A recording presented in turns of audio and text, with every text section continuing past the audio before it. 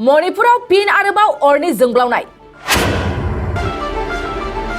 मणिपुर सरकारनि PWD बिफाननि मन्थ्रिनि थाग्रा न'खौ गाग्लोबदों दुथांफ्रा।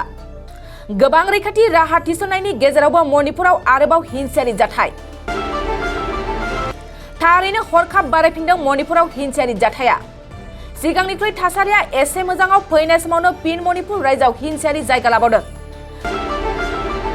सुलुंनिफ्राय मिथिनो मोननाय बादिब्ला हरनि समाव खुद्रिखांनाय रायजो राजाफ्रा PWD बिफाननि मन्थ्रि गोविंद दास कन्टिजामनि थाग्रा न'खौ गाग्लोबो।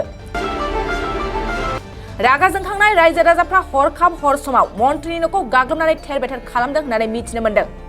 हरनि समाव हानजासे रागा जोंखांनाय सुबुंफ्रा मन्थ्रिनि न'आव हाबनानै बुफाय बुसि खालामनायजों लोगोसे न'नि माखासे बेसादफोरखौबो खहा खालामलांदों होननानै जायगानि सुलुङा फोरमायदों।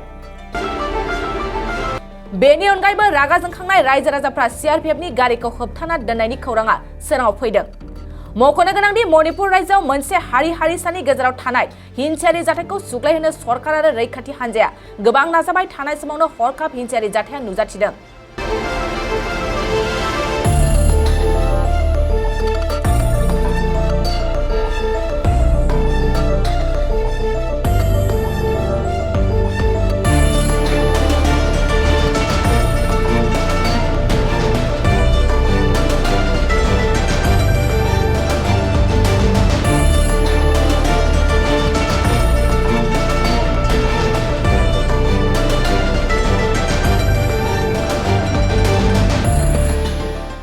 थाखो 8, 9 आरो 10 नि फरायसाफोरनि थाखाय मोनसे गोनां फोसावथाय।